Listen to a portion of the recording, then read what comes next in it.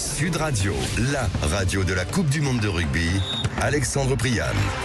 Vous êtes sur Sud Radio, la radio de la Coupe du Monde de rugby. On est ensemble jusqu'à minuit autour de ce match, le match de la qualification pour l'équipe de France.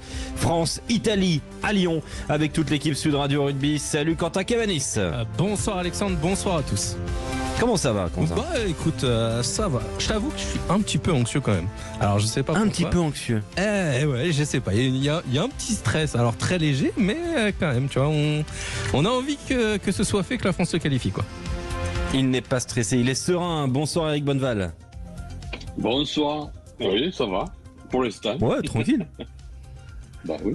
Écoute. T'es tranquille quand même à l'idée de faire ton premier en haut de l'affiche tout à l'heure. Il faudra quand même, parce que c'est ta première tout à l'heure dans en haut de l'affiche. Tu sais que t'as des concurrents acharnés. Pas de problème.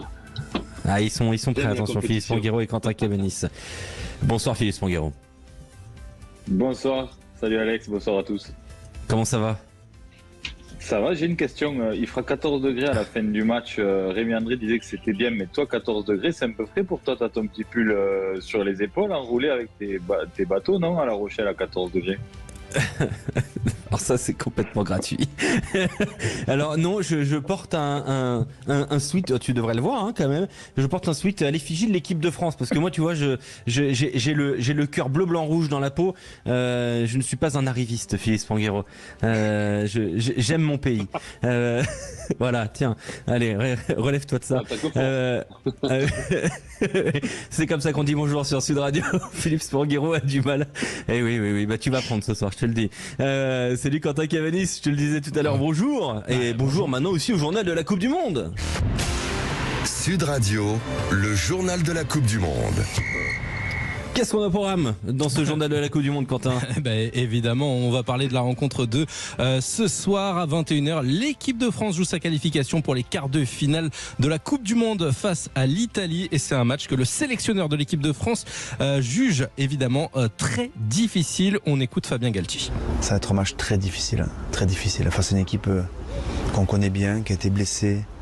C'est le pire. Une équipe blessée, c'est très compliqué à jouer, très difficile à jouer. Il n'y a pas de routine. Il y a une manière très particulière à aborder ce match. Si tu gagnes, tu continues. Si tu perds, tu as fini. Ne serait-ce que l'enjeu, il suffit à comprendre comment on va se préparer. Alors, si tu gagnes, c'est fini. Si tu perds, c'est fini. C'est pas exactement ça. Ah bah non, c'est un peu plus technique que ça quand même, Quentin. Exactement. Les Français ont 3 solutions pour se qualifier. Gagner le match et être assuré de finir premier, ça, c'est sûr. En cas de match nul face à l'Italie, ça passe aussi pour l'équipe de France puisque les Bleus seront alors à égalité de points avec la Nouvelle-Zélande mais vont terminer première du groupe au bénéfice de sa victoire face aux All Blacks. Ou alors une défaite avec le point de bonus offensif et le point de bonus défensif, mais sans point de bonus pour l'Italie. Ça passerait aussi là pour l'équipe de France. Dans l'autre match de cette poule, d'ailleurs dans les autres matchs de cette poule, l'équipe de Nouvelle-Zélande a assuré hier sa qualification face à l'Uruguay 73-0 avec 11 essais inscrits par les Blacks. Et pourtant, c'est un match qui avait bien débuté pour l'Uruguay, qui avait réussi à tenir tête aux All Blacks et ce pendant 20 minutes. Après 20 minutes de jeu, il y avait encore 0-0. Et puis ensuite, les Blacks ont déroulé, ont inscrit 11 essais. Demain, il y aura 3 matchs au programme. Galles-Géorgie à 15h, Angleterre-Samoa à 17h45 et Irlande-Écosse à 21h. Et dimanche également 3 matchs. Japon-Australie à 13h, Tonga-Roumanie et Fidji-Portugal. Merci beaucoup Quentin Cavanis. Merci. On va attaquer au cœur de la mêlée dans quelques minutes. Mais d'abord, on prend la direction de Lyon. Bonsoir Nicolas Delage.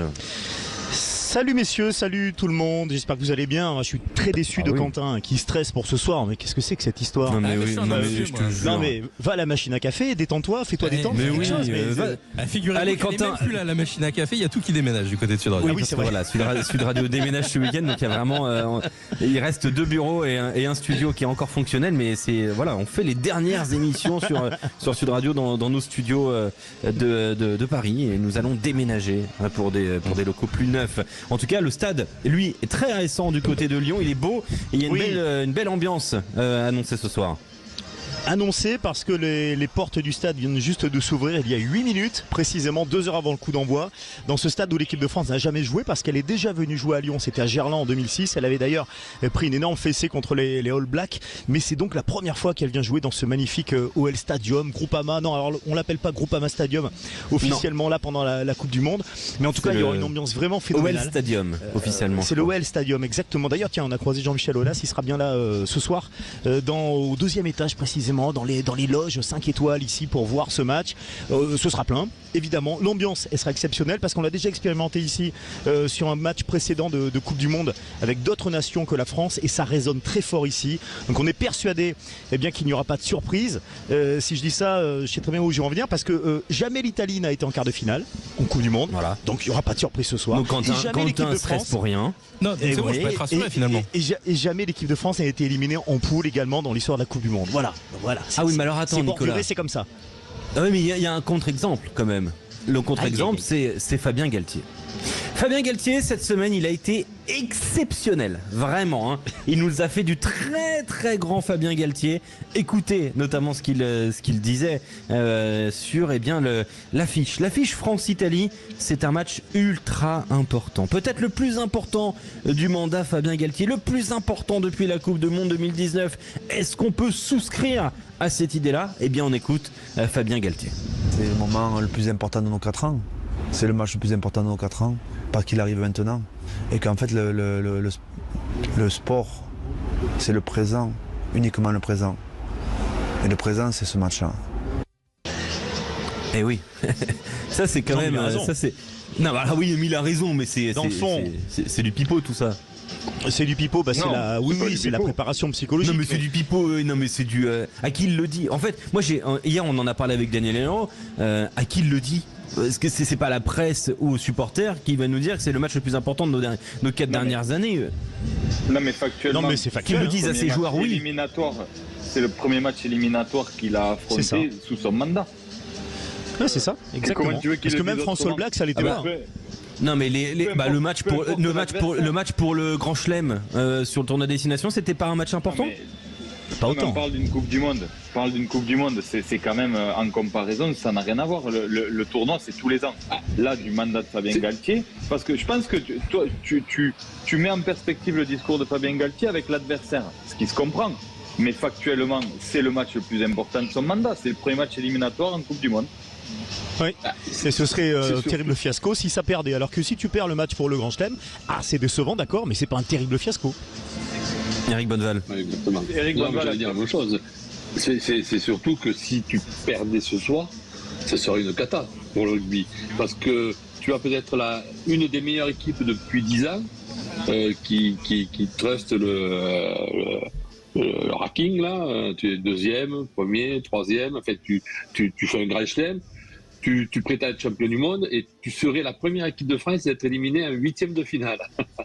Donc ça serait vraiment une cata. Donc c'est vrai que c'est un match hyper important sans regarder l'adversaire. Bien sûr.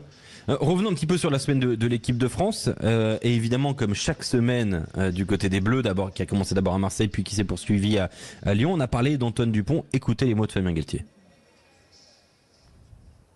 Antoine Dupont, il n'est pas venu que pour manger, que pour faire les buffets, participer au buffet. Il s'entraîne, Antoine. Aujourd'hui, ce matin, il s'entraîne avec un groupe de 8 joueurs. Ils sont 9 joueurs à s'entraîner, 10 joueurs à s'entraîner. Des joueurs qui sont pas sur la feuille de match, et ils s'entraînent, ils se préparent pour la suite. C'est-à-dire que tous les joueurs qui sont là se préparent pour la suite. Et la suite, c'est aujourd'hui, c'est demain, c'est potentiellement des forfaits qui peuvent arriver avant le match face à l'Italie. On est vraiment focus sur le présent. Voilà, donc on a parlé un petit peu d'Antoine Dupont. Il est pas là pour être au buffet, il est là pour s'entraîner. Ça a l'air d'aller pour Antoine Dupont qui a toujours une date de retour prévue pour le quart de finale. On va au 0826 300 300 retrouver Julien de Carmaux, de Saint-Benoît de Carmaux. Salut Julien. Salut. Comment ça va ? Ça va.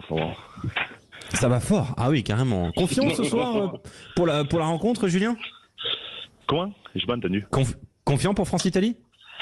Confiant sans être confiant avec la branlée que l'Italie a pris. Je pense qu'ils vont arriver à remonter comme jamais et ça peut être un match piège quand même. On peut croire vraiment à la théorie du match piège, Eric Bonneval ? Alors, oui, mais moi j'ai du mal parce que quand vous prenez 80 points, moi j'ai jamais pris 80 points. Quand tu prends 80 points, c'est que quand même t'es pas très loin. Alors même mais toi, si, à ton époque, les essais, ils comptaient 4 points aussi. Non, mais ça fait même 50 points, j'ai jamais pris 50 points. Quand tu prends 50 points, je les ai mis. Mais non, mais je veux dire, c'est terrible de prendre 80 points. Et moi, je veux bien qu'ils soient dangereux. Ils 96, vont mais c'est sûr. Ils en ont pris. C'est sûr qu'ils vont être mieux que ceux qui peuvent. Ça peut pas être pire. Mais bon, je veux dire, quand tu prends autant, c'est que quand même, t'as pas non plus un niveau extraordinaire. Il faut arrêter aussi de se faire peur, tu vois. Il faut les prendre sérieusement, mais bon, les mecs, ils ont pris 96 points. Julien. Ils en ont pris 96, mais après, il y a un petit peu de... Moi, je fais du rugby, j'en prends 96. Je vais essayer de montrer le meilleur de moi-même derrière. Donc, je ne sais pas, au bout de moi, peut-être que ça va leur remettre la tête en place. Peut-être aussi aux Italiens. Oui. Je ne sais pas. Oui, mais en fait, on a pris 96, c'est ton niveau. Puis quand tu as pris 96, c'est que ton niveau n'est pas quand même extraordinaire. Ouais, il faut... autrement... mais il n'y a que les Roumains qui en ont pris autant.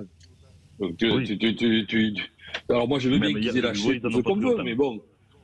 Voilà, donc à un moment donné, ils sont passés à travers, ils ont tout manqué, ils vont se rebeller, c'est sûr.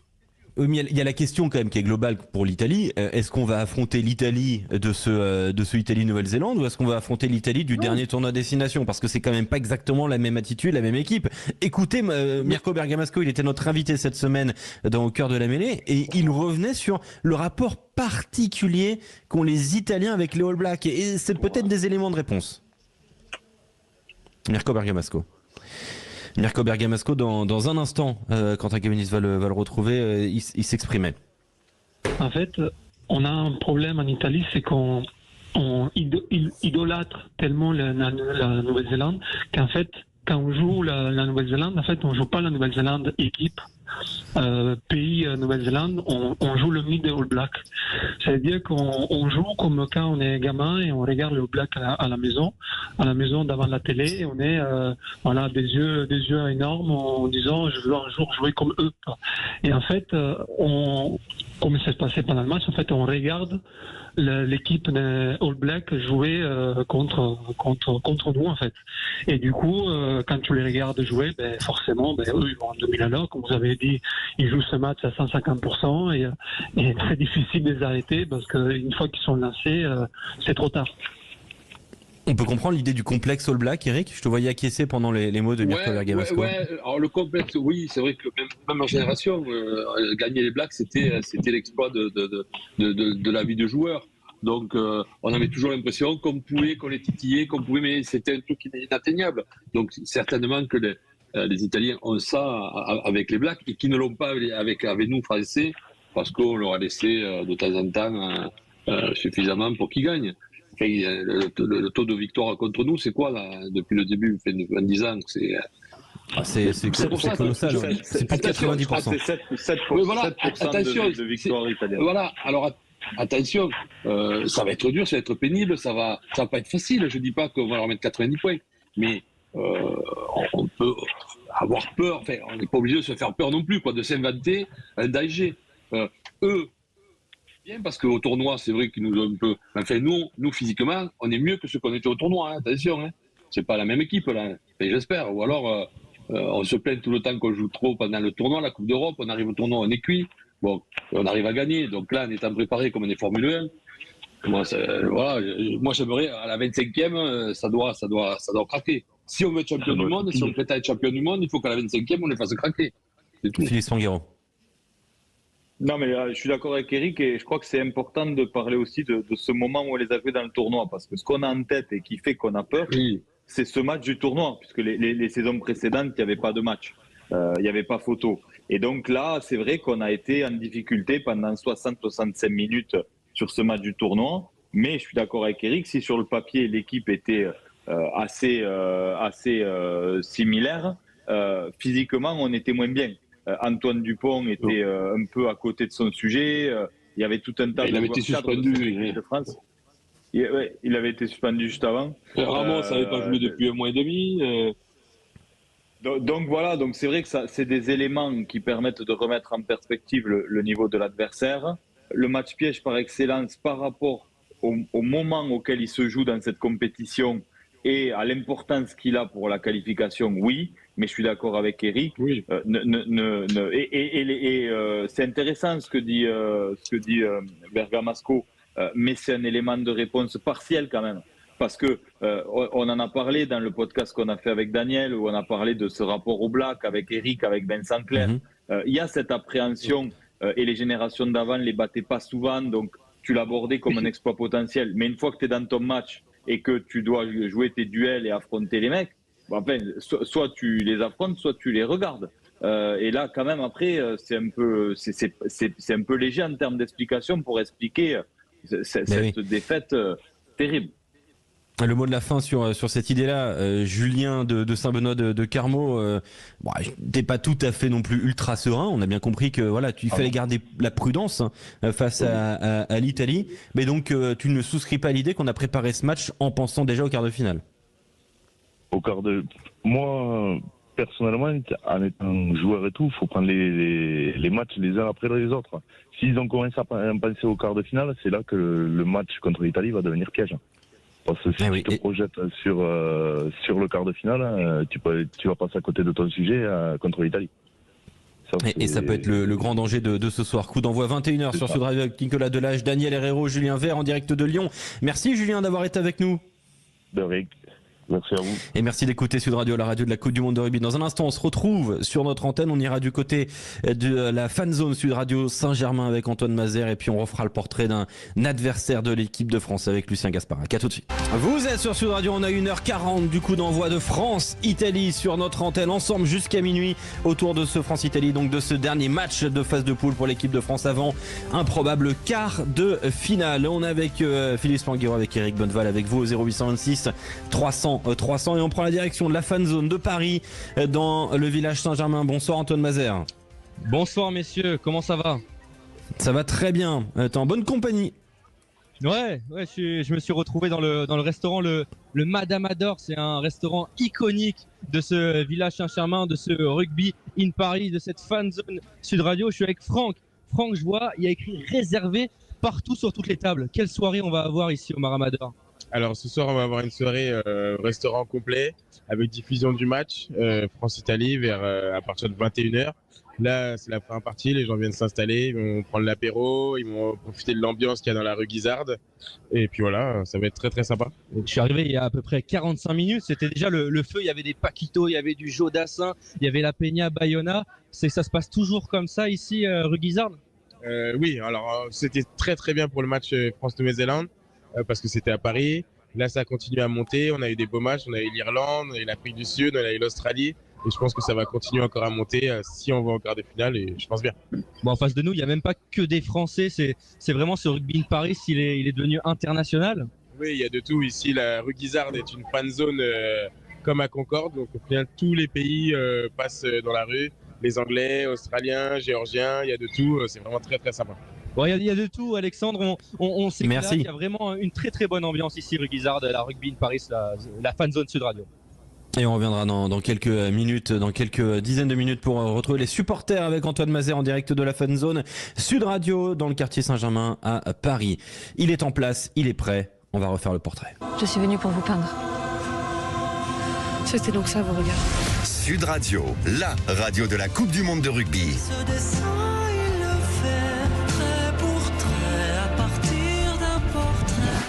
Lucien Gasparac, on refait le portrait d'un adversaire de l'équipe de France et ce soir c'est un Italien.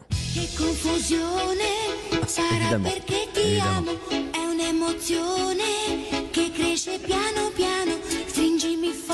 Sara perché ti amo, parce que je t'aime en français. On les aime, nos confrères azzurri, mais aujourd'hui il faut leur refaire le portrait, rifare il ritratto, comme on dit en italien. Alors la facilité aurait été de refaire le portrait du plus léger, mais aussi du plus talentueux, l'arrière Ange Capozzo. Mais on a déjà tout dit sur lui, en plus tout le monde est au courant qu'il n'est pas vraiment italien, il est kabyle, Capozzo. Ange c'est juste un nom de scène, en vrai il s'appelle Fayed et il est né à Béjaïa. Tout le monde le sait dans le milieu, c'est Alexandre Priam qui me l'a dit. Non, c'est pas vrai. Alors on aurait pu aussi refaire le portrait de Garbisi, lui aussi c'est un des atouts de la Squadra Azzurra, mais étant donné qu'il joue au poste de 3/4 centre aujourd'hui et que son vis-à-vis c'est Jonathan Danty et ses 110 kilos, pas besoin d'en rajouter, il va très bien lui refaire le portrait Jonathan. Mais du coup, oui, mais du coup, on fait le portrait de qui? Parce que je me pose la question. On va refaire le portrait du plus courageux, du plus vaillant, de celui qui a accepté le poste le plus difficile de cette équipe italienne. Non, ce n'est pas le nutritionniste de l'équipe qui doit empicher les pilets transalpins de mettre de la ricotta dans du tiramisu. Non, le poste le plus difficile, c'est bien capitaine de l'équipe d'Italie. Sur Terre, il y a des métiers difficiles comme mineur de fond, aide-soignante dans un EHPAD, démineur, ASVP Porte de la Chapelle, journaliste chez Sud Radio, ça c'est dur, mais c'est rien à côté de capitaine de l'équipe d'Italie. Capitaine de l'équipe d'Italie, c'est accepter d'être le chef de motte d'une équipe qui perd des matchs à sa portée à 10 minutes de la fin ou qui en prend 96 après avoir annoncé toute la semaine un exploit. C'est un peu comme Julien Thomas qui joue au Qui je suis, être capitaine de l'équipe d'Italie. Mais il appréciera. Et bah oui, du coup là, je sens arriver un troisième ligne. Oui, tout à fait, Alexandre. C'est Michele Lamaro.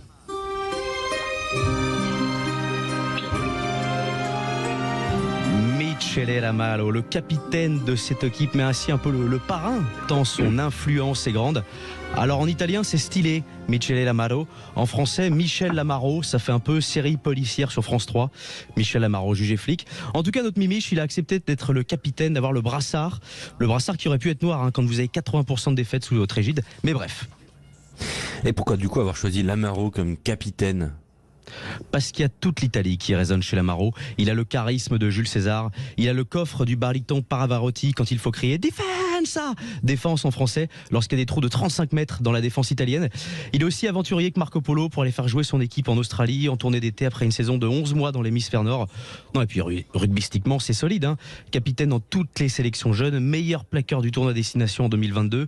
Benito aurait été tellement fier, pas Mussolini, Benito Lorenzi, l'attaquant de l'Inter de Milan, double champion du monde, un des plus grands sportifs italiens. Voilà, c'est pas mon genre de mettre en avant des personnalités sulfureuses sur notre antenne, tu le sais bien Alexandre. En tout cas, oui. Mais ça promet une belle bataille quand même en perspective pour nos avants bleus. Va falloir s'employer pour Grégory Aldridge, Charles Olivon, François Causse, puisque le joueur originaire de Rome, Lamaro, qui joue au Benetton Trévise, c'est aussi le mâle Alpha Lamaro de cette équipe. C'est une arme de précision, un Beretta en quelque sorte. Il a un Vespa dans chaque jambe, un cœur grand comme une meule de parmesan, du Chianti qui coule dans ses veines. Voilà, je pourrais continuer longtemps à placer des clichés sur l'Italie, sur ses organes, mais je vais finir par déraper et j'ai presque réussi à terminer les phases de poule sans me faire virer. Alors je vais m'arrêter là et je laisse aux Bleus le soin de lui refaire le portrait ce soir. Merci beaucoup Lucien Gasparac. Et on parlera dans un instant de Michele Lamaro. À tout de suite.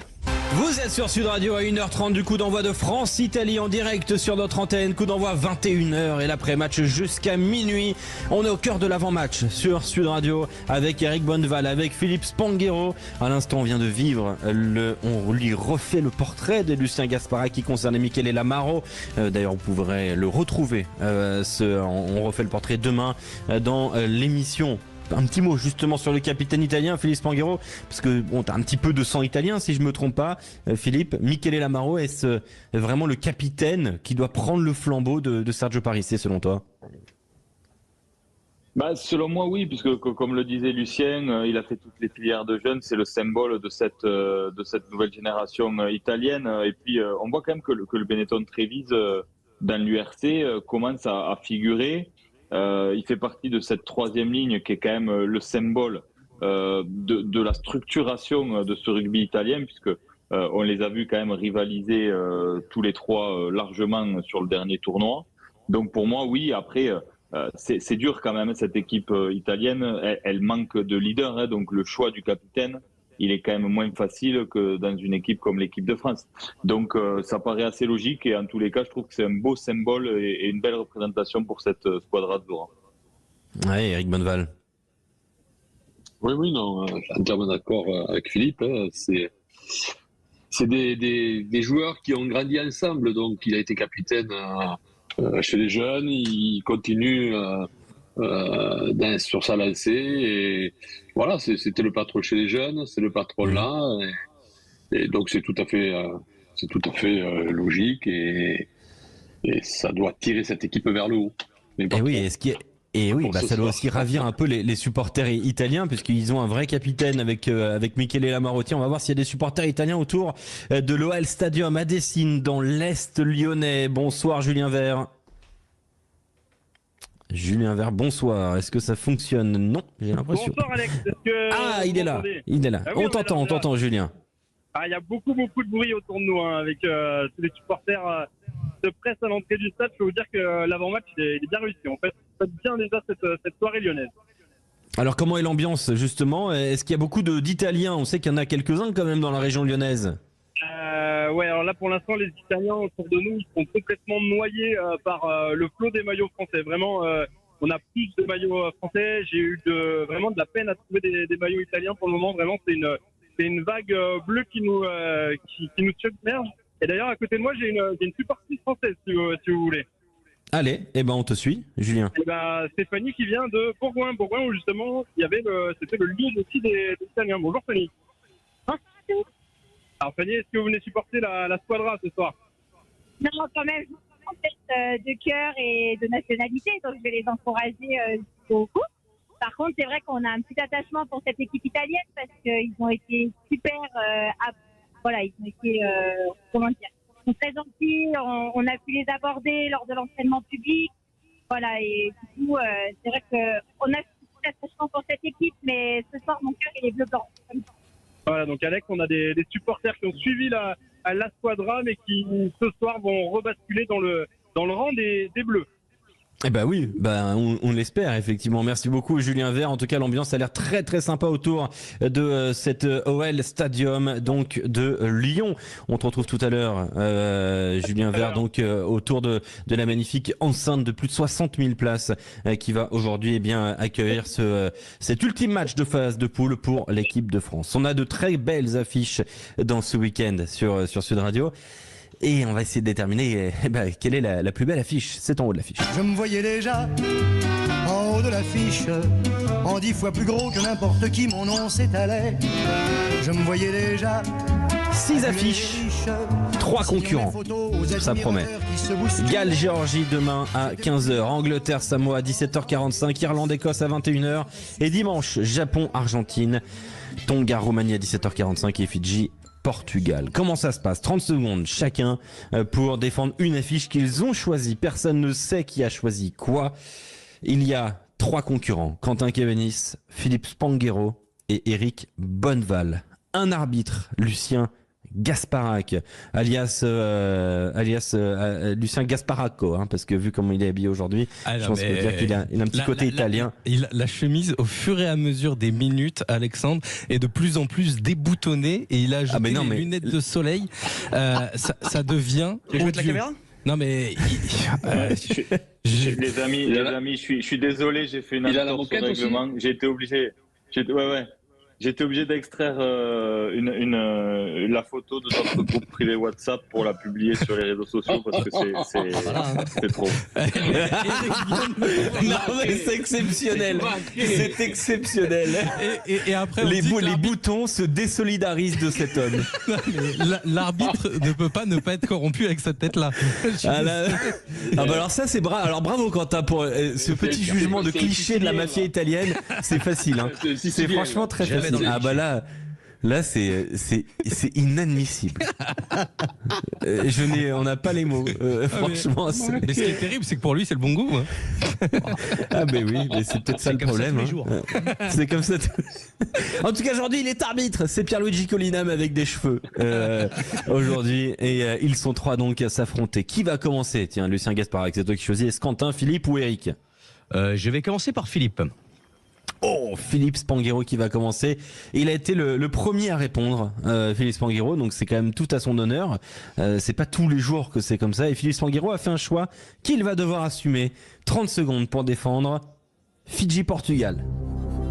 Alors Fidji-Portugal, il y a plein de raisons qui m'amènent à faire ce choix. D'abord, ce sera à Toulouse, ce sera une des belles affiches qui auront lieu au Stadium. Et ensuite, ces 2 équipes, elles nous ont... offert plein de promesses en termes rugbystiques sur cette phase de poule. Donc c'est le match de la qualification pour les Fidjiens et on a tous envie de voir cette équipe jouer les phases finales de la Coupe du Monde. Et puis on veut que les Portugais finissent sur une bonne note parce que on a pris beaucoup de plaisir à les voir jouer. On voit émerger cette nation du rugby qui nous a fait vibrer. Donc merci, on sait qu'on va avoir un grand match de rugby. Alors t'as fait un petit peu... non mais t'as été un peu tard quand même là, Philippe. À l'italienne. Un peu à l'italienne, ouais. Le quart d'heure italien. C'est la circulation. Hein. En Italie, on sait que c'est pas facile, Philippe Spanghero. Donc tu as choisi Fidji-Portugal, hein, mais vraiment c'est osé. Et à la fois, c'est le choix que tu as fait, puisque tu as dit. Osé. Ah bah moi je trouve ça osé voire suicidaire, mais bon, why not. Quentin Cabanis, c'est à toi. Alors, de t'es lancé. Moi, j'ai choisi la rencontre entre l'Argentine et le Japon. C'est pour moi peut-être une des rencontres les plus indécises de cette Coupe du Monde. Les deux équipes ont 9 points dans la poule, donc c'est une rencontre pour continuer la Coupe du Monde ou pour rentrer à la maison. Les Argentins ont déçu en début de Coupe du Monde, notamment face à l'Angleterre. Les Japons peuvent être peut-être la surprise le Japon, les Japonais, oui, les joueurs nippons, si tu veux plus savoir, tout savoir, peuvent être la surprise de cette Coupe du Monde, avec pourquoi pas une qualification à la clé. C'est pour ça qu'il faut suivre ce match. Ouais. Eric, on compte sur toi aujourd'hui hein, pour relever un petit peu le niveau. Pour l'instant, c'est misérable pour Philippe Spanghero et Quentin Cabanis. Non, je dis ça, mais juste parce que ça me fait plaisir en fait, ça me purifie. En plus, on m'a interrompu en plein milieu de ma plaidoirie, c'était.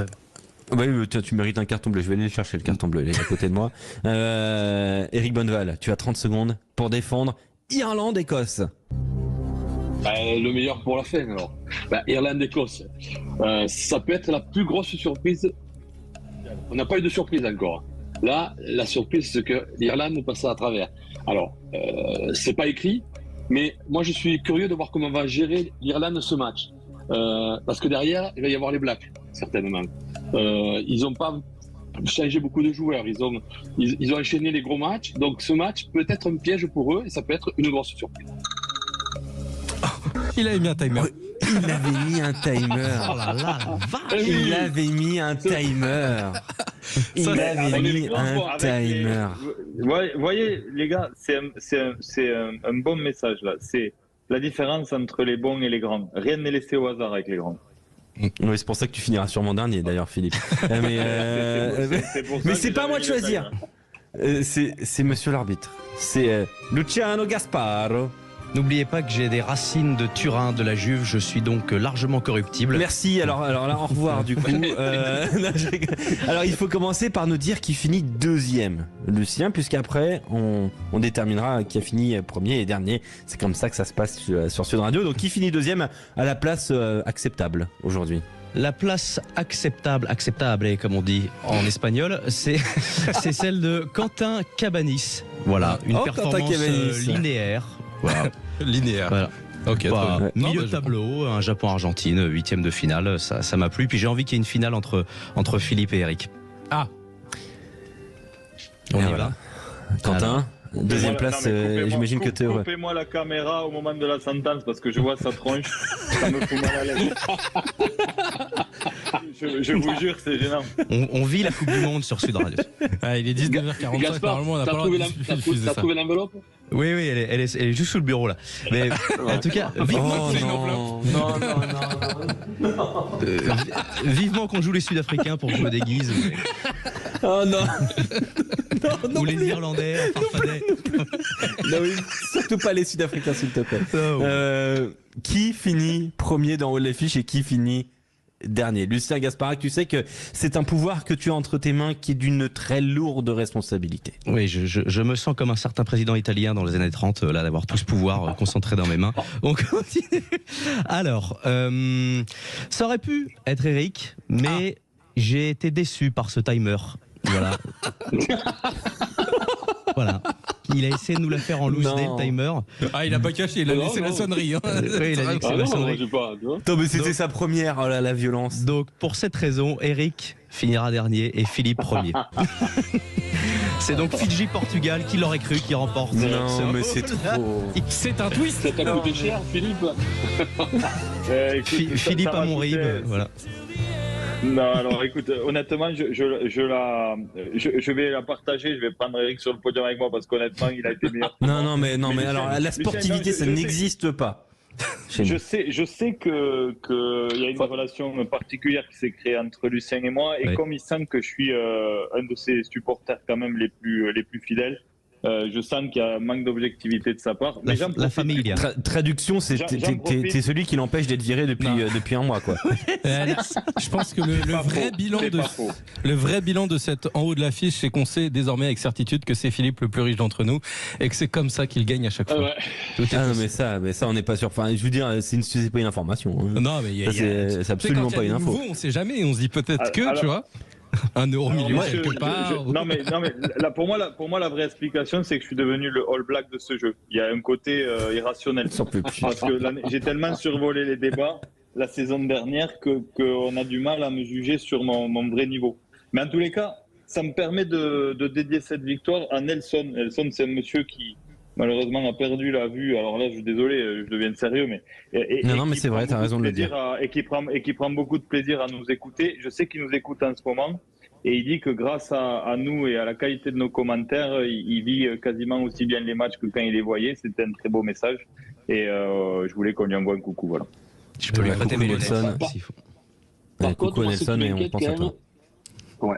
Alors, ce qui m'inquiète, c'est que vous pensez que le match Fidji-Portugal va être un grand match.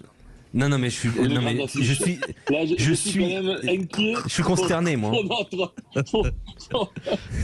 vit tous les matchs sur Sud Radio. En même temps, t'as vu le juge, forcément. Oui. Ça explique beaucoup de choses. Un juge italien. Non, mais je pense qu'il espère que l'Italie va jouer le Portugal en quart de finale. Non, mais je suis consterné. Je veux dire, t'as la plus belle affiche. T'as aussi celui qui a respecté le mieux le chrono. Enfin, je veux dire, t'avais tout mis dans ta poche, Eric, sauf la corruption. Ça fait de toi un homme intègre. Ouais, non, j'étais pas prêt à ça. Mais tu sauras maintenant. Ouais. Tu sauras maintenant que l'intégrité ne paye pas sur Sud Radio Rugby. Jamais. On va parler de corruption dans un instant avec le rugby fidjien. À tout de suite sur Sud Radio. Belle transition, ça. Allez, à tout de suite. Vous êtes sur Sud Radio. On est avec Eric Bonneval, avec Philippe Spanghero, Quentin Cabanis et vous au 0826 300 300. Dans un instant, le qui je suis avec 2 auditeurs pour remporter le ballon Sud Radio, Gilbert. Mais d'abord, on va parler économie avec Philippe Spanghero. C'est un en avant, c'est simple en avant. Ouais. Sud Radio, la radio de la Coupe du Monde de rugby. Des millions, vous êtes charmante. Vous voyez ce que ça fait déjà 1 million, Larmina? Où est l'argent? C'est mon peu de noir, c'est rien ici. En fait, j'ai retiré de l'argent. Amis, ouvrez vos cœurs, non n'ayez pas peur, l'argent ne fait pas le bonheur. Shut up and take my money. On va parler du rugby fidjien, Philippe Spanghero. Pendant longtemps, les archipels du Pacifique, Fidji, Samoa, Tonga, ont été dans l'ombre économique et sportive de l'Australie et de la Nouvelle-Zélande. Est-ce que c'est toujours le cas en 2023? Parlons d'abord économie avant de parler de sport. Alors, c'est un peu moins le cas. Il faut maintenant vraiment dissocier le rugby néo-zélandais du rugby australien qui est vraiment en difficulté à tout point de vue, économique et sportif, on le voit pendant cette Coupe du Monde. Les Néo-Zélandais font un peu cavalier seul, clairement, maintenant. Avant, il y avait une tête de pont du rugby néo-zélandais qui essayait de structurer une forme de binôme d'équilibre économique, sportif avec l'Australie. Et là, on sent que les Néo-Zélandais se sont détachés pour se rapprocher plutôt du continent asiatique et du Japon. On l'a vu avec des annonces ces derniers mois de rapprochement stratégique et sportif et économique entre la Nouvelle-Zélande et le Japon. Donc, ce qui existait, dont tu viens de parler, n'est plus vrai. Et aujourd'hui, on sent émerger vraiment un rapprochement du rugby fidjien avec le rugby championship et en laissant un peu de côté les îles des Samoa et des Tonga. Et donc, c'est des annonces là qu'on commence à voir apparaître ces derniers jours, qui sont, je pense, poussés par le niveau sportif des Fidjiens, qui donnent quelques garanties sportives aussi à cette compétition du rugby du Sud. Et donc, on voit que les Fidjiens sont en train de se détacher de leurs compatriotes iliens pour vraiment raccrocher le wagon de ces grosses nations qui jouent les grosses compétitions mondiales. Et quand on regarde justement le rugby fidjien, longtemps les meilleurs talents venaient en Europe notamment, allaient très souvent en France ou en Angleterre. C'est vrai que la donne a un petit peu changé. Alors il y en a toujours énormément, mais il y a la création de Fidjian Drua, cette franchise de Super Rugby. Est-ce que ça a changé la donne dans conservation des talents du côté des Fidjiens, Philippe? Quelque part, elle est arrivée au bon moment, cette franchise, la création de cette franchise, parce qu'aujourd'hui, la règle en France est quand même très contraignante en termes de nombre de gifs.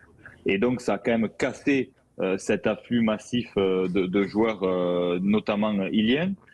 Et donc, du côté du rugby anglais, c'est une autre problématique qui n'est pas liée à la nationalité, mais qui est liée à la problématique économique. Il y a 4 clubs sur 12 qui ont déposé le bilan, et ce rugby anglais, il est en complète reconstruction. On a vu des joueurs anglais là annoncer ces derniers jours dans des clubs de Pro D2 notamment. Tous les joueurs anglais de bon niveau cherchent à partir. Et donc, il fallait que ces joueurs du Pacifique puissent rester chez eux, mais en maintenant un niveau sportif qui leur assurait de jouer les grandes compétitions. Donc, avec cette province, il y a déjà ces joueurs qui rejoignent le Super Rugby. Par contre, maintenant, l'enjeu, et on en parle assez souvent en ce moment quand on voit l'écart de niveau qui peut exister entre les nations, c'est que ces nations qui émergent comme des nations à fort potentiel et qui peuvent jouer le top 10 mondial, elles doivent jouer beaucoup plus régulièrement contre les grandes. Et là, je répète, on voit les annonces qui arrivent concernant les Fidji qui rejoindraient le Rugby Championship. Et donc ça, c'est quand même une actualité et une annonce très très forte. Sportivement, donc on sent que la progression elle est quand même assez nette chez les Fidjiens, mais économiquement, la situation est un peu plus compliquée quand même, parce que World Rugby surveille la fédération fidjienne qui est globalement accusée de corruption à plusieurs étages. Il y a une sorte de tutelle de World Rugby, et ça c'est quand même un petit peu ce qui pose problème dans le rugby fidjien. Ce qui pose problème, oui et non. Quelque part, moi, je trouve ça assez simple, puisque le rugby tongien, j'ai bien connu le sujet, a eu le même type de problématique, avec un ancien joueur, Epitayone, qui était parti avec la caisse. Donc, je trouve ça plutôt sain que World Rugby veuille flécher l'argent et la façon dont il est utilisé. Ah non, mais bien sûr. Puisqu'on on le répète, les moyens sont quand même très limités en termes de développement de la pratique. Qu'est-ce qui se passe aujourd'hui, quelque part? L'idée, c'est d'être sûr que le Super Rugby pour la province des Fidjiennes et le Rugby Championship demain pour la fédération fidjienne suffisent à assumer le besoin. Pour moi, ils y arriveront. Pourquoi? Parce que d'abord, on a des joueurs qui sont beaucoup moins gourmands que les joueurs du Nord en termes d'indemnités journalières, etc. Donc ça coûte très peu cher à la fédération d'avoir les joueurs avec eux. À partir du moment où les accords internationaux font que les grands clubs libèrent les joueurs. Et puis le deuxième aspect pour moi, c'est que, encore une fois, il y a une province à faire vivre dans le pays, dans un championnat dans lequel l'économie est beaucoup moins forte que chez nous. Pour vous donner un exemple, les Sharks, que je prends souvent un exemple, qui est une des plus grosses équipes, une des mieux structurées financièrement de ce championnat du Sud, enfin ils viennent de rejoindre le Nord, mais jusqu'alors dans le Sud, avait un budget de 12 millions d'euros. Ouais, c'est peu. Des gros budgets de Pro D2. Ouais, effectivement. Et voilà, donc ce tour d'horizon. Il y a de quoi être plutôt ambitieux pour terminer sur le développement du rugby fidjien, surtout s'ils sont portés par un succès sportif et une belle phase finale de Coupe du Monde. Et probablement un quart de finale, effectivement. Merci beaucoup, Philippe, pour ce tour d'horizon sur la fédération et sur le rugby fidjien qui est en train de s'émanciper. Place au qui je suis. Sud Radio, la radio de la Coupe du Monde de rugby. Alors, puisqu'on ne se connaît pas, présentez-vous. Présentez-vous. Les gars, qui je suis? C'est moi!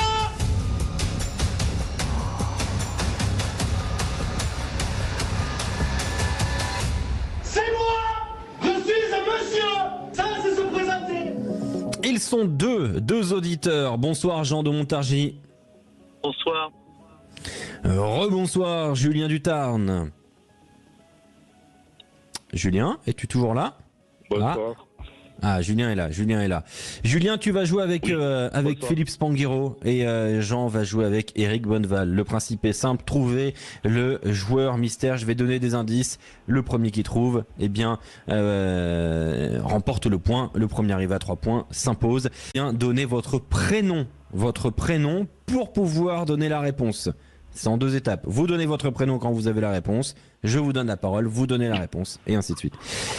C'est parti. Je suis né à Célestat. C'est là d'ailleurs que j'ai commencé le rugby avant d'arriver à Narbonne, chez les jeunes. À Narbonne, j'évolue chez les jeunes jusqu'au plus haut niveau, jusqu'au moment où j'arrive au Loup Rugby entre 2016 et 2022. J'y joue 6 saisons. Oui, Philippe. Philippe, c'est le centre du stade. Ah, putain. Oh. Philippe Spanghero, 3, 2, Aide-moi, Julien, le centre 1. du stade. Jean. Oui, Jean. Non. Je suis en train de chercher. Je suis désormais un joueur du Stade Toulousain. J'ai 3 sélections avec l'équipe de France. Je suis 3/4 centre. Mon prénom est Pierre-Louis. Barassi. Biel. Eric Bonneval, Pierre-Louis Barassi, 1 point pour. Depuis le début, je trouvais plus le nom. Tu me l'avais donné, Philippe. Ouais. 1 point pour Jean et pour Eric. On enchaîne. Je suis né à Pau, où j'ai commencé ma carrière chez les jeunes avant d'arriver chez les adultes. Mais c'est au Stade Toulousain que j'émerge. 392 matchs avec le Stade Toulousain, 99. Philippe Bouillot. Philippe Bouillot. C'est 1 point partout entre Julien et Jean. Ah ouais, mais tu as pas dit ton nom, Eric. Eh, t'as pas dit ton nom, Eric. Ah, mais c'est quoi ce truc? Ouais. Je suis né à Toulon. J'ai commencé ma carrière à l'US Le Mourillon, puis je suis arrivé au RCT. Au RCT, j'ai joué 4 saisons avant de partir à Lyon. À Lyon, j'ai joué de 2016. Non. Mignoni. Non, pas Mignoni. J'ai fait Toulon, Lyon et j'ai arrêté ma carrière un peu prématurément à 31 ans. 3e ligne ou 2e ligne, très costaud. Oula, je sais pas ce qui se passe. 3e ligne ou 2e ligne, bête de muscu, vraiment très impressionnant. J'ai même joué avec l'équipe de France à 7. Allô? Oui. Oui, il y a personne ne l'a? On l'a pas. Non. Mon prénom est Virgile. Philippe.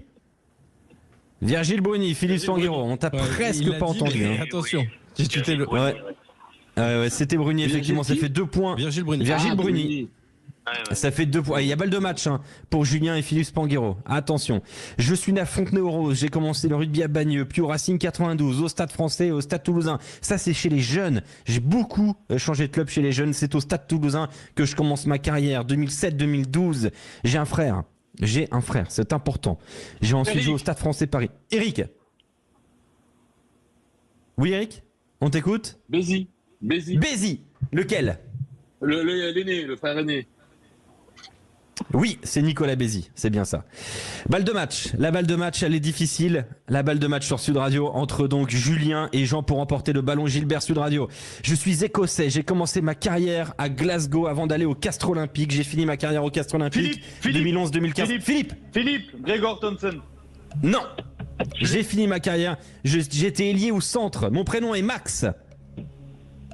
44 sélections avec l'Écosse. Philippe, Max Evans. Oui, Max Evans, victoire de Julien et de Philippe Spanghero. C'est le Tarn qui s'impose ce soir. Bravo Julien et bravo Philippe Spanghero. Il m'a pas marqué celui-là d'Eric. Merci Eric. Julien, t'avais un problème de connexion ou quoi? Merci en tout cas Eric d'avoir été avec nous. Victoire de Julien donc qui remporte le ballon Gilbert Sud Radio. Désolé Jean de Montargis, ce sera pour la prochaine fois. Allez, à tout de suite. On s'est fait voler. À tout de suite sur Sud Radio. Moralauto.fr, véhicule neuf ou d'occasion. Moralauto.fr, le choix des marques et des services présente. Sud Radio, au cœur de la mêlée, Alexandre Priam. Vous êtes sur Sud Radio, au cœur de la mêlée, avec Philippe Spanghero, avec Quentin Cabanis, avec Julien Thomas. Bonsoir Julien. Bonsoir les amis, bonsoir à toutes et à tous. Comment ça va Julien? Ah très bien, mais très bien. Tu sais que Philippe Spanghero a gagné. Il a gagné le qui je suis et il a gagné le en haut de l'affiche. Philippe, ça fait beaucoup hein. Ah mais de doubler, il n'y a que lui. Hein. De toute façon, je pense que le génie, forcément, se révèle dans des moments importants. Et puis quand il y a France-Italie couperé, voilà, son génie. France-Italie, effectivement, 21h sur Sud Radio avec Nicolas Delage et Daniel Herrero. On ira dans un instant du côté de Lyon et aussi du côté du village Saint-Germain. Mais d'abord, c'est le journal de la Coupe du Monde, Quentin Cabanis. Les fromages Matok, l'affineur des Pyrénées au cœur de la mêlée, présente. Sud Radio, le journal de la Coupe du Monde. Quentin. Eh oui, avec le micro, ça marchera beaucoup mieux. À 21h, l'équipe de France de rugby va jouer son match décisif pour la qualification pour les quarts de finale. Ce sera face à l'Italie. Un match que le sélectionneur de l'équipe de France juge évidemment extrêmement compliqué. Écoutez Fabien Galtier. Ça va être un match très difficile face à une équipe qu'on connaît bien, qui a été blessée. C'est le pire. Une équipe blessée, c'est très compliqué à jouer, très difficile à jouer. Il n'y a pas de routine. Il y a une manière très particulière à aborder ce match.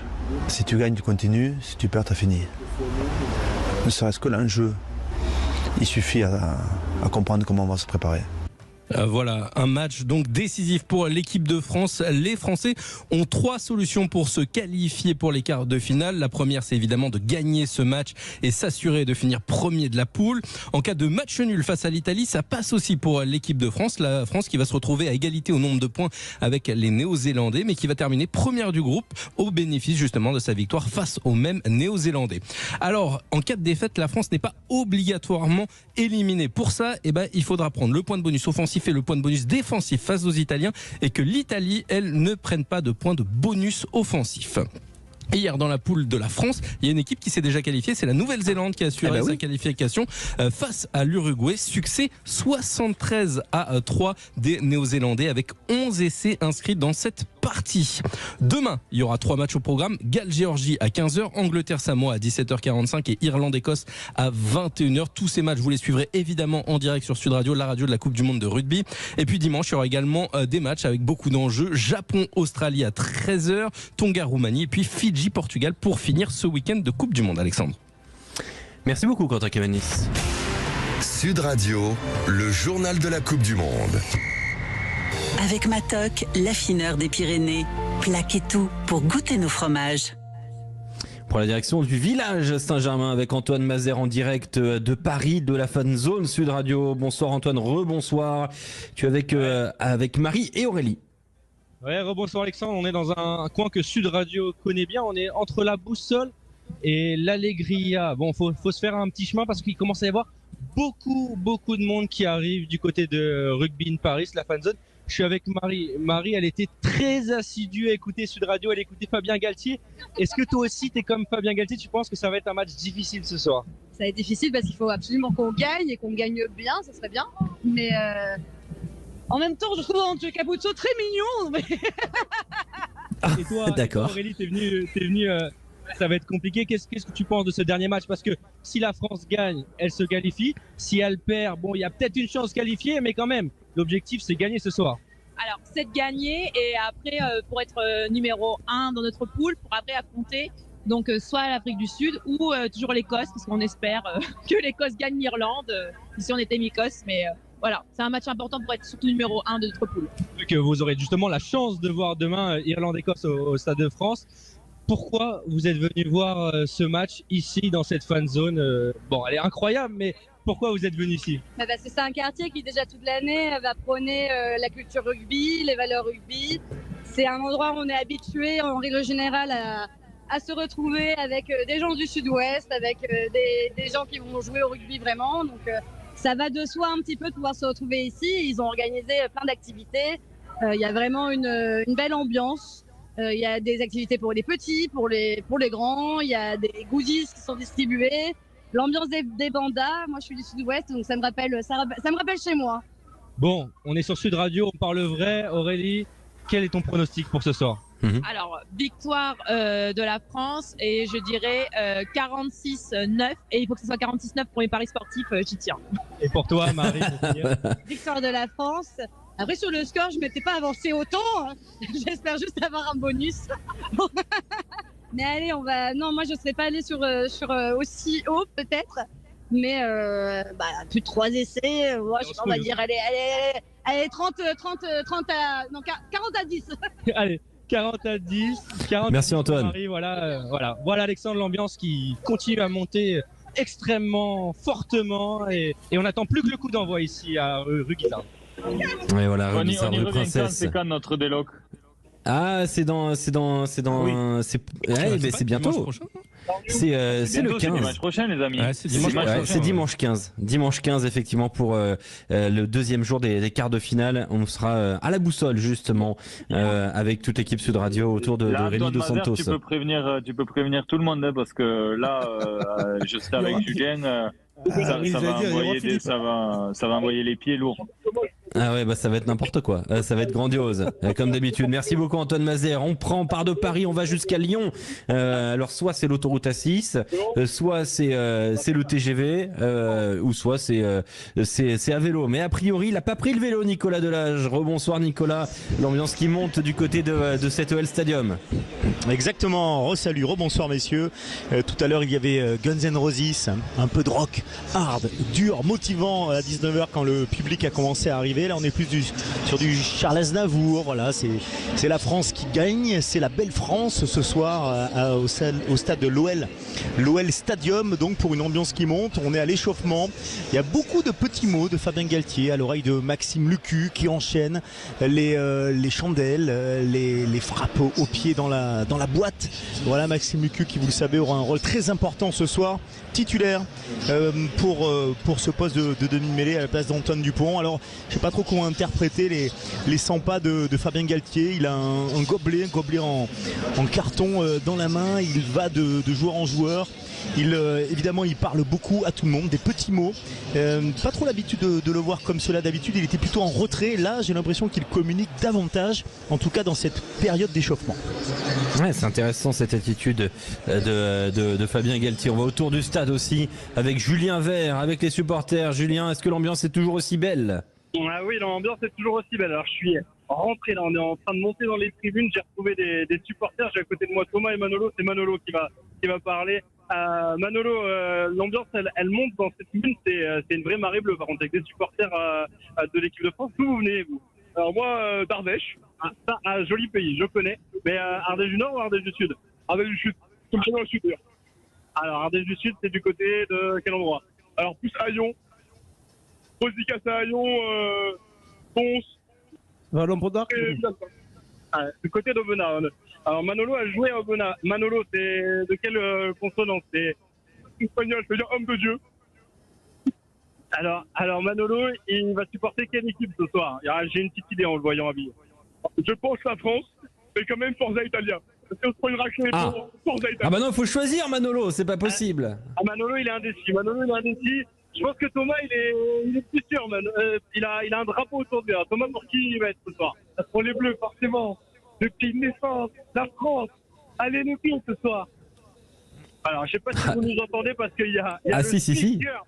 Il y a le speaker qui hurle déjà derrière nous. Je vais vous dire que vraiment, c'est inclassable. Le pourcentage, on nous avait annoncé un 80-20% à l'entrée tout à l'heure entre les supporters français et les supporters italiens. Je pense que les supporters italiens, depuis la semaine dernière, ils ont rendu leur place parce que je ne vois que les supporters français. On espère qu'ils vont faire du bruit dans quelques minutes. Merci beaucoup Julien Vert, donc autour de ce magnifique OL Stadium. Le mot avant de te libérer, Philippe Spanghero. Ce match ce soir face à l'Italie, est-il un huitième de finale? Est-ce qu'il doit être perçu comme tel, puisqu'on va en parler dans un instant? Il l'est factuellement. Dans les faits, voilà, c'est le match de la qualification pour un quart de finale. Donc, c'est un huitième de finale qui dit pas son nom, à la vue de ce qui s'est passé ailleurs dans la poule. Donc, on vient un huitième de finale ce soir. On espère que la France va gagner avec la manière, parce qu'encore une fois, on parle de la victoire, mais c'est important de gagner avec la manière pour attaquer cette préparation en quart dans de vraies bonnes dispositions, parce que c'est un très gros morceau qui nous attend. Voilà, le scénario, on l'avait écrit un peu avant cette compétition, on en est proche, aux Bleus de faire le boulot. J'ai un petit qui je suis pour toi et Julien Thomas, ça va être express. Je suis né à Langon. Je suis né à Langon, au stade Langonais. J'ai commencé ma carrière chez les jeunes avant d'aller à l'UBB 2007-2008, puis à l'Aviron Bayonnais 2008-2010, au Racing 92 2010-2014. Ce passage Bayonne-Racing est un tournant. Ce passage Bayonne-Racing est un tournant économique du rugby français. Je vais ensuite à Montpellier 2014-2020. avant d'aller au Yona où j'ai terminé ma carrière. C'est l'ailier qui nous rejoint. C'est l'ailier qui nous rejoint. Putain, je suis con, c'est un pote. 14 sélections avec l'équipe de France. Je suis aussi golfeur. Oh, j'ai honte pour eux. C'est Benjamin. Benjamin Fall. Benjamin Fall, il est notre invité dans un instant sur Sud Radio. À tout de suite.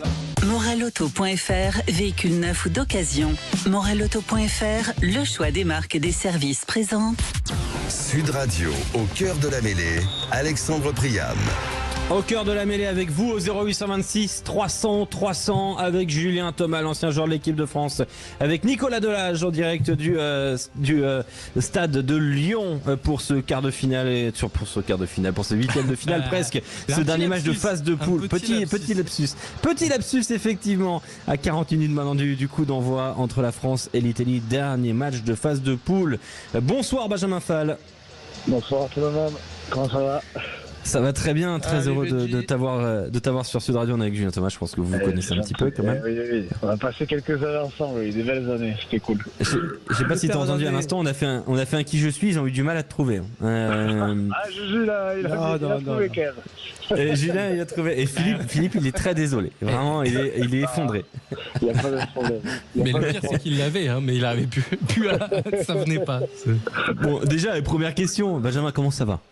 Très bien, impeccable. Je sors de Montpellier d'ailleurs, je suis un petit tournoi de golf avec un sponsor du Montpellier Rugby et là je suis en route pour Nantes pour travailler pour les 2 matchs qu'il y a, Pays de Galles Géorgie et Japon Argentine.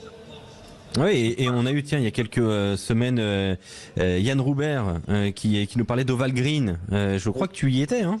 Oui, j'y étais, oui, tout à fait. Ce tournoi de golf.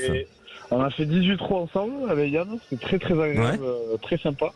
Le lendemain, il y avait la compète, c'était une très belle compétition, très bien organisée. Franchement, on a passé un super moment, bonne ambiance, super parcours, golf du gouverneur, donc que du bon. La retraite a du bon.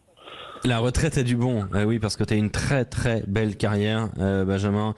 Je le disais, passé par l'Union Bordeaux-Bègles, formé à Langon, Bayonne, le Racing 92, Montpellier et une fin à Oyonnax. C'est 14 sélections, il me semble, si je me trompe pas, Benjamin. Une très belle carrière. Qu'est-ce que tu en retiens aujourd'hui? Est-ce que justement ce genre de match qu'il y a aujourd'hui pour l'équipe de France, parce que dans un instant on va se poser la question, est-ce déjà un match de phase finale? Est-ce qu'il doit être préparé comme tel? Est-ce qu'il a été préparé comme tel? Toi, ces genres de matchs aussi, tu les as connus lors des phases finales? Ouais, tout à fait. C'est équivalent à un match de phase finale, comme vous le disiez, un 8e de finale clairement écrit. Match qu'il faudra préparer de la plus belle des manières et envoyer un message fort à nos futurs adversaires, à savoir les Sud-Africains. Les Italiens sont pas faciles à manœuvrer. Ils font quand même une belle Coupe du Monde, même si leurs prestations reflètent pas leur niveau de jeu. Ils sont chiants à jouer. On a l'habitude de les jouer et c'est toujours des matchs engagés, surtout qu'ils vont vouloir finir en beauté leur compétition et essayer de nous mettre à mal pour semer les troubles faits. Donc voilà, il faudra faire un match sérieux, prudent, laisser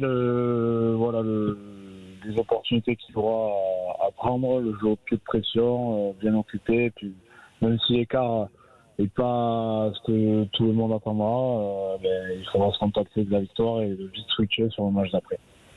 Oui, effectivement, cette équipe donc d'Italie qui va être face aux Bleus ce soir, elle va se présenter quand même avec quelques qualités, avec même de belles qualités. On écoute hier soir, il était en direct sur Sud Radio, Daniel Herrero, notre consultant, qui évoquait l'intérêt de ce match face à l'Italie, avec la question autour de la préparation du quart de finale. On écoute Daniel Herrero. Pour moi, l'intérêt du match France-Italie, c'est que les Français doivent évidemment rivaliser dans tout le secteur de l'affrontement que les Italiens vont nous imposer pour essayer de survivre, mais en même temps que ce qui sera produit, c'est ce que les Français savent faire de mieux.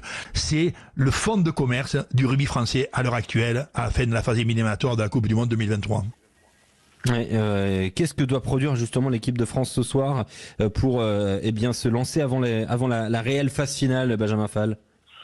De l'agressivité, ça, il faut qu'on le garde. On en avait mis sur le début de match contre All Black, mais bon, on s'était quand même fait prendre quand même dans ce secteur-là.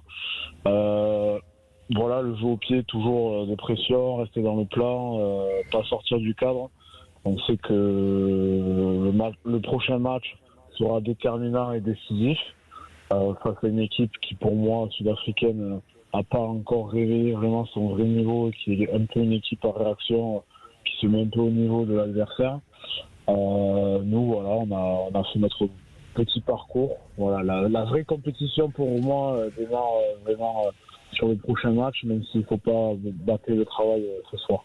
Voilà, mais tous les fondamentaux, comme le disait Daniel, on est quand même dans un sport d'agressivité, voilà, marquer au fer rouge les Italiens et puis construire un match sérieux et même si l'écart est pas énorme comme les All Blacks ont pu le faire, ben voilà, se contenter de cette victoire-là, mais bien préparé, avoir des certitudes pour affronter l'Afrique du Sud. Quand tu gagnes le tournoi destination en 2010, Benjamin, Grand Chelem avec l'équipe de France, la première pierre elle est posée en Écosse. T'es titulaire d'ailleurs, il me semble, sur ce match-là, une victoire en Écosse. Est-ce que justement cette première pierre-là, eh bien tu la ressens quand tu es joueur, tu te dis tiens, on va gagner comme ça en Écosse dans un match qui avait été d'ailleurs très difficile, hein, avec beaucoup d'agressivité, avec 2 essais de Mathieu Bastaro, ça avait été quand même assez colossal. Comment tu le ressens toi sur le terrain? Est-ce que tu te dis on a peut-être quelque chose cette année? Est-ce que tu vois des signaux comme ça?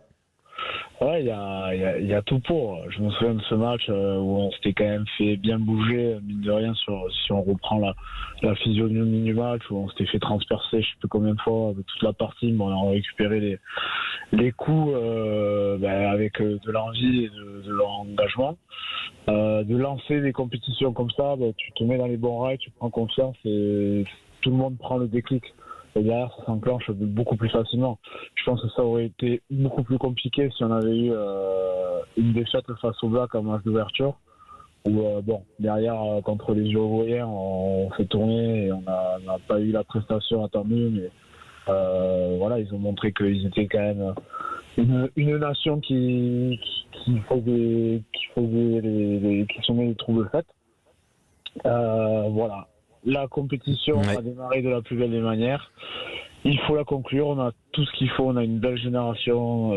Voilà. Nous, à l'époque, on avait des grosses individualités sur le terrain. On avait peut-être, je pense, la meilleure équipe sur le papier, mais collectivement, on n'a pas réussi à concrétiser tout ça. Là, ils se connaissent. Ils ont l'habitude de jouer en moins de 20 en club. Et puis, Galtier a quand même réussi à créer un vrai groupe, une dynamique, faire adhérer à une philosophie de jeu avec des valeurs, remettre un peu ce que nous on n'arrivait pas à mettre dans les années passées. Et voilà, chaque joueur est la meilleure version que nous on était et ça fait plaisir à voir. Julien Thomas.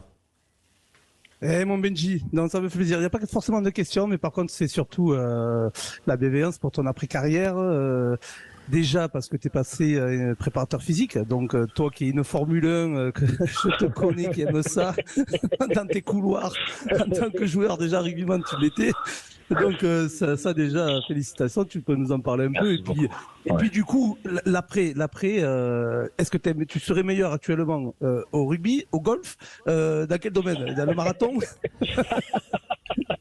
Je prépare le marathon de New York, donc je vais un peu souffrir, je pense, mais ouais, je sors de ma zone de confort par rapport aux efforts qu'on avait l'habitude de négocier lors de nos multiples séances d'entraînement ou même de match. Non, l'après-carrière se passe super bien. J'ai réussi à faire adhérer des gens à ma philosophie, ma vision des choses, et puis essayer d'amener ces gens-là à leurs objectifs, tant sur le plan physique que mental. C'est beaucoup de sacrifices aussi, peut-être encore plus qu'en étant rugbyman, parce qu'il faut monter une société, tout reprendre de A à Z. Tu as toujours ces épée Damoclès ou même ces certitudes qui tournent autour de toi et qui peuvent te polluer, mais voilà, si tu crois en toi et en ce que tu veux créer, voilà, tu te donnes les moyens de le faire, de bien le réaliser, de prendre le temps de le construire aussi, parce que ça se fait pas du jour au lendemain. Et puis à l'arrivée, ça fait un beau projet, ça fait que voilà, t'as grandi avec de l'expérience au niveau rugbystique, mais qui te servira aussi dans la vie de tous les jours, d'apprendre certaines émotions que tu as pu connaître et qui là vont être peut-être décuplées ou amplifiées, mais voilà, non, c'est le rugby est une belle école pour la suite et le second chapitre qui est tout aussi joli, pardon. Ouais, et c'est un très joli chapitre donc que tu as créé, que tu as construit. Merci beaucoup Benjamin Fall d'avoir été avec nous sur Sud Radio. Merci beaucoup, c'est gentil. Toujours un plaisir, toujours un plaisir de t'avoir Benjamin sur notre antenne. On se retrouve dans un instant, on essaiera d'aller du côté de Lyon avec Nicolas Delage et Daniel Leroy. Tout de suite. Morelauto.fr, le choix des marques et des services présente Sud Radio, au cœur de la mêlée, Alexandre Priam. En direct de Lyon avec Nicolas Delage, avec Julien Vert, avec Daniel Herrero, l'ambiance qui monte dans ce magnifique stade rhodanien. France-Italie dans 30 minutes. Maintenant Nicolas Delage avec l'ambiance qui est très belle. Et on entend de la musique italienne. Tiens, ça me rappelle la chronique de Julien Gasparac et sa magnifique chemise qui me met des boutons. Oui, tu sais de toute façon que pendant les échauffements des équipes, c'est encore le cas, les sélections ont le droit de choisir une chanson. Donc là, on a une chanson assez entraînante côté italien. C'est pas cliché, tiens, dis donc ça, comme musique. Vraiment, on est sur de la grande surprise musicale côté italien. On n'était pas loin de nous mettre un Ti amo, pourquoi pas aussi tant qu'on y est. Les Italiens donc qui sont en train de s'échauffer, puisque du coup c'est ça l'indication. On va parler un petit peu de cette équipe de France. Daniel, est-ce que Daniel est avec nous? Nicolas. Oui, on est en bonne forme. Salut Daniel. On est en bonne forme, on est en place. Le stade est magnifique, très honnêtement magnifique. Il est plein quasiment. Déjà, nous sommes maintenant à 20-25 minutes du début du coup d'envoi. Voilà, l'atmosphère est déjà à la fois chaleureuse, enthousiasmée. Nous sommes dans une dynamique de très très grands matchs, de grands matchs de Coupe du Monde et de matchs avec un potentiel assez élevé d'indécision. Mais oui, il y a de l'indécision, il y en a eu aussi dans la construction de cette équipe, dans cette composition d'équipe. Nicolas Delage, sans tout dévoiler, il y a des postes aujourd'hui où on va pouvoir discuter d'une concurrence qui pourrait s'installer sur certains postes, notamment à l'aile ou en troisième ligne. Nicolas. Oui, Nicolas, il est là pour nous parler effectivement de la concurrence hardie, ardente, sévère et même et au demeurant magnifique sur les ailes françaises.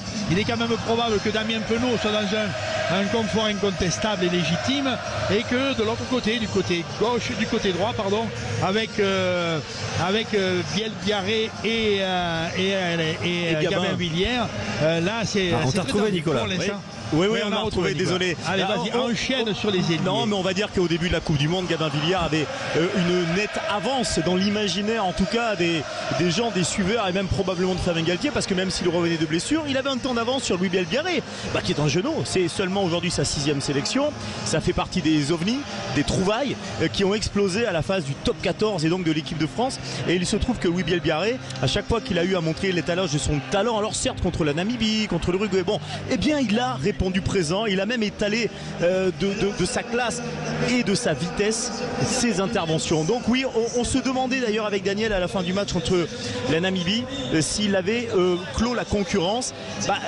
Peut-être pour le match aujourd'hui, mais je ne serais pas si définitif par exemple sur un match contre les Springboks en quart de finale, parce que les qualités de Gabin Villiers, Daniel, seront peut-être très utiles contre les Boks. Oui, alors les qualités des uns et des autres, oui, sans aucun doute. L'idée c'est que là nous sommes sur ce poste-là, avec cette concurrence-là, avec ces deux citoyens-là et leurs qualités spécifiques à l'un et à l'autre, il y a un potentiel d'indécision de jour en jour. Là, ça peut aller assez vite. Il semble que dans les 8-15 derniers jours, la fraîcheur de Biel-Biarré, l'allure de course, de vitalité, tu vois, d'esprit d'entreprise qu'il a manifesté dans ces deux matchs qui ne sont pas les plus rudes qu'a eu à vivre le 15 de France. On peut dire que Louis Biel-Biarré a pris un ascendant. On sait que Gabin Villiers, lui, il est probablement plus dans l'expérience. Il est titulaire quand même de 3 années de fréquentation du très très haut niveau. Il a déjà fait ses preuves. Il a une robustesse qui inspire de la confiance. Et effectivement, par exemple, contre les Springboks, avec cette rivalité toute gorgée de rudesse et de physique dangereux, on dira, l'expérience et la robustesse de Gabin Villière peut-être pas prise en considération. Mais à l'heure actuelle, à l'instant T, ce jour de dernier match de qualification de la Coupe du Monde 2023, Louis Bielbiarré est devant incontestablement. Oui, deux joueurs effectivement très différents. Hein. D'un côté, une sorte d'expertise du jeu au sol pour Gabin Villière et le jeu aérien pour Louis Bielbiarré. Ce sera évidemment un poste à surveiller aujourd'hui. Autre poste à surveiller, c'est le poste de troisième ligne. On en a parlé un petit peu avec toi hier, Daniel, entre François Cros et Anthony Gelon, avec là aussi un expert du jeu au sol et du plaquage côté Cros, et un sacré porteur de balle technique, rapide aussi, hein, pour Anthony Gelon, qui est toujours en phase de reprise quand même. C'est important aussi de le signaler. Oui, alors on peut signaler qu'Anthony Gelon est dans une phase de reprise après 5 mois et demi d'absence. Donc il a maintenant une mi-temps contre l'Uruguay et un peu plus d'une mi-temps contre la Namibie. Et notre coach Fabien Galtier et sans doute son staff en appui attestent qu'un troisième match de préparation lui sera sans aucun doute utile et peut-être bénéfique pour lui et pour le 15 de France. Parce que si on le fait préparer une troisième fois, c'est qu'on envisage quand même l'hypothèse d'une titularisation pour le 4e qui sera donc lui le quart de finale. C'est vrai qu'on peut revenir sur ces deux talents, ces deux joueurs remarquables, hein, que sont Anthony Gelon et François Cros. Il reste que me semble-t-il, de ce qu'on est en train de lire ces jours-ci, la confiance des coachs va plutôt sur Anthony Gelon. Il a presque tous les attributs, un petit peu plus à mon sens, dans le jeu du troisième lignel. Anthony Gelon, il a des attributs qui lui permettent de sauter en touche. C'est pas son point majeur, mais ça n'est un. Anthony Gelon, il est un redoutable défenseur. C'est pas son exclusif, mais ça n'est un quand même énorme, bien que son concurrent, en l'occurrence François Cros, soit aussi un remarquablissime défenseur. Mais Anthony Gelon, il est titulaire d'une technique un peu plus affinée. Il est capable, de par son allure, son déplacement, la qualité de sa course, d'aller aussi vers les extérieurs, d'être un peu concerné par tous les secteurs du jeu. Le secteur du défi, où il est très rude, où sa capacité à être très féroce dans l'affrontement, dans la dureté des chocs, fait quand même qu'il a la confiance des coachs.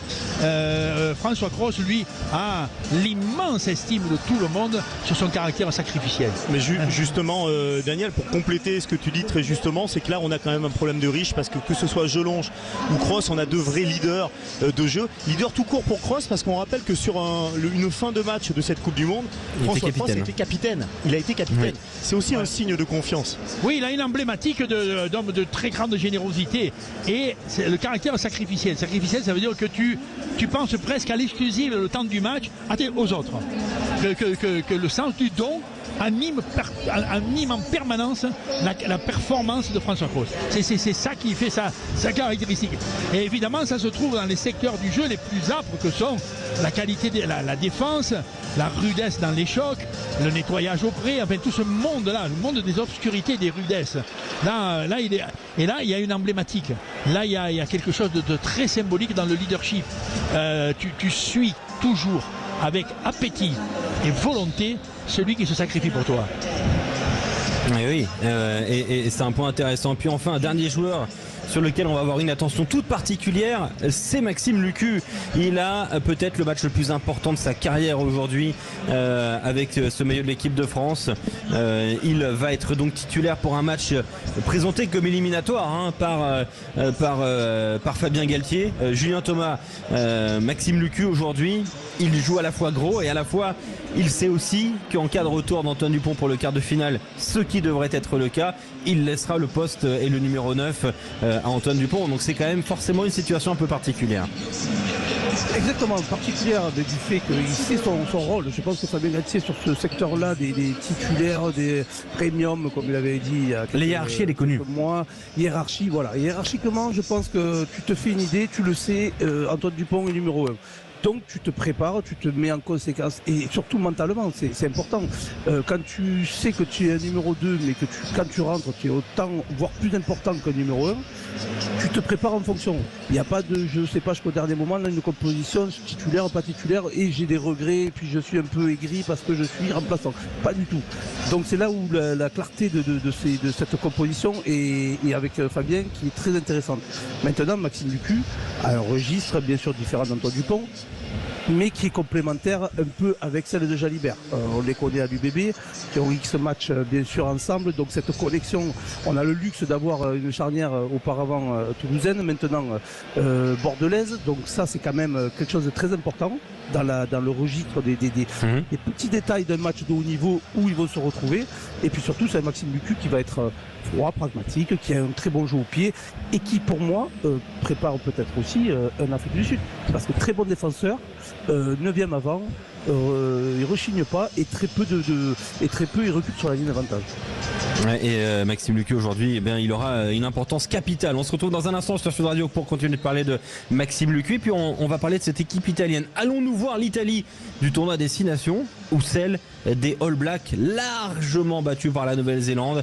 On se posera la question dans un instant sur notre antenne. À tout de suite. Morelauto.fr, véhicule neuf ou d'occasion. Morelauto.fr, le choix des marques et des services présente. Sud Radio, au cœur de la mêlée, Alexandre Priam. Avec toute l'équipe Sud Radio, avec Daniel Herrero, Nicolas Delage en direct de Lyon, avec Julien Thomas, Quentin Cabanis. Et on va parler un petit peu de cette équipe italienne. Mais d'abord, la présentation de cette équipe italienne, elle est très intéressante parce que Mirko Bergamasco est revenu sur la débâcle. Il n'y avait pas d'autre mot de cette équipe italienne face à la Nouvelle-Zélande. 96 points encaissés. Allons-nous avoir l'Italie du 6 Nations ou celle des All Blacks?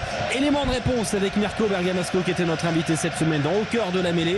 Il parle d'un complexe spécifique face aux All Blacks. On l'écoute. En fait, on a un problème en Italie, c'est qu'on idolâtre tellement la Nouvelle-Zélande qu'en fait, quand on joue la Nouvelle-Zélande, en fait, on joue pas la Nouvelle-Zélande équipe, pays Nouvelle-Zélande, on joue le mythe des All Blacks. C'est-à-dire qu'on joue comme quand on est gamin et on regarde les All Blacks à la maison devant la télé, et on a des yeux énormes en disant je veux un jour jouer comme eux. Et en fait, comme ça se passait pendant le match, en fait, on regarde l'équipe des All Blacks jouer contre nous en fait. Et du coup, quand tu les regardes jouer, forcément, eux ils vont en 2000 à l'heure, comme vous avez dit, ils jouent ce match à 150% et très difficile de les arrêter parce qu'une fois qu'ils sont lancés, c'est trop tard. Et oui, et allons-nous avoir cette équipe qui a bien figuré dans le tournoi Destination ou celle qui a pris l'eau de toutes parts face aux All Blacks, Daniel Herrero? Il est vrai que l'équipe d'Italie, après un joli tournoi où elle montre une progression entamée, régulière depuis un an et demi, le tournoi 2023 atteste qu'ils sont pas loin 2 ou 3 fois de pouvoir remporter contre des ténors européens une victoire signifiante. On voit que dans leur jeu, l'apport de l'entraîneur, tout orienté vers de la rigueur, vers la maîtrise des petites fluctuations affectives traditionnellement italiennes, quoi. La petite bévue, la déconcentration dans l'organisation défensive quand il y a des assauts répétés.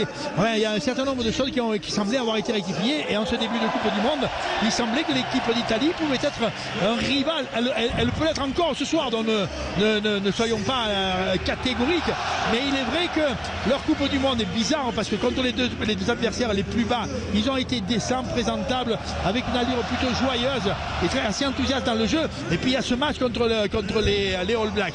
Mirko Bergamasco nous dit quand il joue contre les All Blacks, il joue contre un mythe, et quand il joue contre un mythe, c'est un mélange de dieux, donc à respecter quoi qu'il arrive, et un mélange en même temps d'adversaires intouchables, qui fait que par définition déjà avant de commencer t'es dans la ratière. Donc moi je ne crois guère ça. Les All Blacks n'ont pas toujours été aussi souverains contre les Italiens dans les 7 ou 8 dernières années. L'Italie a souvent mieux figuré que ce qu'elle a fait la semaine dernière, et la semaine dernière ça laisse une interrogation, c'est que dans le fond de sa structure équipe, tu vois, dans le fond du moral de l'équipe italienne, il y a quand même une fragilité. Ils ont renoncé La semaine dernière, contre les All Blacks, ils ont commencé plutôt correctement le match. Ils ont rivalisé par une qualité athlétique qui est en rien médiocre. L'équipe d'Italie a une présentation athlétique aussi bonne que les All Blacks, aussi bonne que le 15 de France, si tu les regardes physiquement, quoi. Alors après il y a d'autres qualités physiques que les Italiens n'ont pas forcément. La vitesse collective, le rythme collectif, le déplacement ensemble, là-dessus ils sont sans aucun doute un peu moins bons, mais bon, en d'autres termes, on pensait que leur Coupe du Monde serait un peu meilleure. Aujourd'hui, je ne sais pas comment ils ont digéré, honnêtement. Je mets un bémol sur la façon dont ils auront digéré cette espèce de raclée, cette espèce de, pas franchement une humiliation, mais une offense quand même assez considérable qu'ils ont subi il y a 6 ou 7 jours. Et le début du match nous intéresse bien parce qu'on va voir quand même qu'est-ce qu'ils ont dans leur cœur. Et ce qu'ils ont dans leur cœur, si ça peut durer tout le match. Nicolas Delage, pour clôturer sur l'Italie, c'est tout à notre intérêt aussi d'avoir une belle équipe d'Italie, celle du tournoi à destination face à nous. Bien sûr. Oui, bien sûr, c'est notre intérêt surtout de réussir le match et de leur mettre également une fessée comme l'ont fait les All Blacks. Pourquoi ? Tout simplement pour rester sur cette impression de France-Namibie et complètement évacuer des doutes avant de rencontrer ce qui se fait peut-être de mieux au monde en ce moment avec les Irlandais, c'est-à-dire les Springboks. Donc il y a le double objectif, d'abord c'est de cocher la case, on est qualifié. Bon, là on est tous confiants, mais il y a aussi l'objectif de faire un match plein et de montrer à la face du monde, d'impressionner pourquoi pas les Springboks s'il est possible. Oui, il y a un truc assez intéressant dans cette phase préparatoire. On voit que les All Blacks ont mis 70 points à la Namibie, les Français en ont mis 90. Tu vois, il y a des comparaisons qui se sont faites par petites équipes interposées. Là, on sent bien que les Français ont compris quand même qu'avec le 100 à 0, enfin le 96 à 17 des Blacks contre les Italiens, ça sera quand même difficile de faire mieux. Et il est donc impératif que si le score ne monte pas dans ces hauteurs-là, la qualité de la maestria, la qualité de la domination française soit du même niveau que celle que fut celle des Blacks. Et Julien Thomas, avant de te libérer, te retrouver à la mi-temps, ton pronostic, le score de ce match vu par Julien Thomas. Alors le score, je pense que l'équipe de France, si elle fait cette première mi-temps et surtout 20 minutes incroyables, je vais dire 38 à 17 pour les Français. 38 à 17 pour Julien Thomas. On te retrouve à la mi-temps. Julien est dans l'après-match sur Sud Radio ensemble jusqu'à minuit. Évidemment, on va vivre un grand match sur Sud Radio. À tout de suite.